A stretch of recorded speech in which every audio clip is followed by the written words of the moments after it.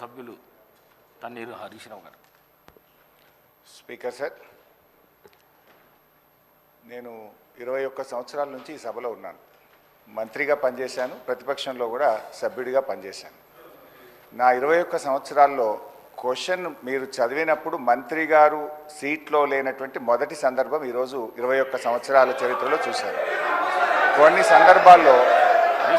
సందర్భాల్లో ఏదైనా ప్రత్యేకమైన కారణం వల్ల సభ్యుడు రాకపోతే మంత్రి గారికి ఏదైనా అర్జెంట్ ఉంటే ఇన్ఫార్మ్ చేస్తారు, క్వశ్చన్ పోస్ట్పోన్ చేసి తర్వాత తీసుకుంటారు. బట్ వెన్ స్పీకర్ కాల్స్ తప్పకుండా మినిస్టర్ గారు అక్కడ ఉన్న సందర్భం ఉంది. అయినా సభ గౌరవాన్ని హుందాతనాన్ని దృష్టిలో పెట్టుకొని నేను వదిలేస్తున్నాను. అధ్యక్ష, ఈరోజు గౌరవనీయులు బట్టి విక్రమార్క గారు, గౌరవనీయులు ఉప ముఖ్యమంత్రి బట్టి విక్రమార్క గారు నేను అడిగిన ప్రశ్నకు వారు సమాధానం ఇచ్చారు. రాష్ట్ర ప్రభుత్వం ఎఫ్ఆర్బిఎం కింద తీసుకున్న అప్పులు 51,277 కోట్లని చెప్పారు. అఫ్కోర్స్ ఈరోజు ఉదయం నేను రిజర్వ్ బ్యాంక్ ఆఫ్ ఇండియాది కూడా రిపోర్ట్ తీసుకున్న పొద్దున్నే నెట్లో. ఈరోజు కలిపితే ఇంకో 3,000 కోట్లు పెరిగింది. ఆల్రెడీ ఇంతకుముందే 2003వ తారీఖు 5వ తారీఖు తీసుకున్నారు. ఇవాళతో కలిపితే ఇంకో 1000 పెరిగింది. 55,277 కోట్లు ఎఫ్ఆర్బిఎం కింద తీసుకున్నారు. కార్పొరేషన్ గ్యారంటీల కింద 61,991 కోట్లు తీసుకున్నారు. 10,099 కోట్లు గ్యారంటీ లేకుండా తీసుకున్నారు.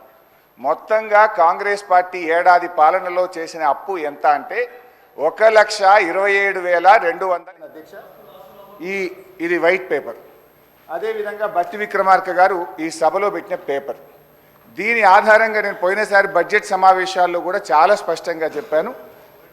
మీరు గతంలో బీఆర్ఎస్ పార్టీ 10 ఏళ్ల కాలంలో 671 అని ఒకరంటారు, 7 లక్షల కోట్లని ఒకరంటారు, 711 అని నోటికి వచ్చినట్టు మాట్లాడుతున్నారు. I challenge in this house, ఒకరోజు స్పెషల్గా డిబేట్ పెడతారా పెట్టండి, లేదు ఆడిటర్లను పిలిచి పెడతారా, ఫైనాన్స్ డిపార్ట్మెంట్ పెట్టి పిలుస్తారా పిలవండి. ఐ వాంట్ టు ప్రూవ్ 10 ఏళ్ల బీఆర్ఎస్ కాలంలో జరిగిన మొత్తం అప్పు కేవలం 4,17,496 మాత్రమే. కానీ గోరంతలు కొండంతలు చేసి గోబల్స్ ప్రచారం చేసేటువంటి ప్రయత్నాన్ని ఈ సభ ద్వారా నేను తీవ్రంగా ఖండిస్తూ ఉన్నాను. గతంలో గౌరవనీయులు బట్టి విక్రమార్క గారు ఎన్నికల ముందు ఆదాయాన్ని సమకూర్చడంలో కాంగ్రెస్ పార్టీకి అపారమైనటువంటి అనుభవం ఉంది, హామీలన్నీ నెరవేర్చడం మాకు పెద్ద సమస్యే కాదు అని ఎన్నికల ముందు చెప్పారు. వీడియో కూడా ఉంది, కావాలంటే పంపిస్తాను.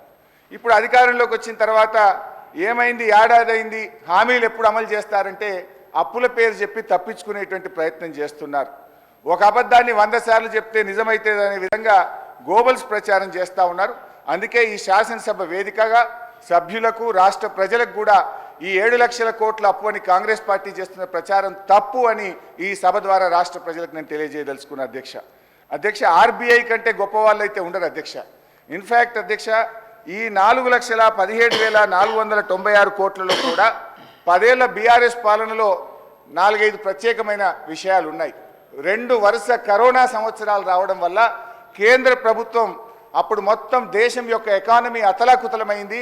మీరు రాష్ట్రాలు 1.75% అదనంగా అప్పులు తీసుకోండి, క్యాపిటల్ ఎక్స్పెండిచర్ చేయండి అని కేంద్ర ప్రభుత్వం చెప్పడం వల్ల మనము తీసుకున్నటువంటి అప్పులు కూడా ఉన్నాయి. ఇది కాకుండా ఉదయ్ స్కీమ్ ద్వారా, సార్ లెట్ మీ కంప్లీట్, ఆ తర్వాత అని చెప్పమనండి.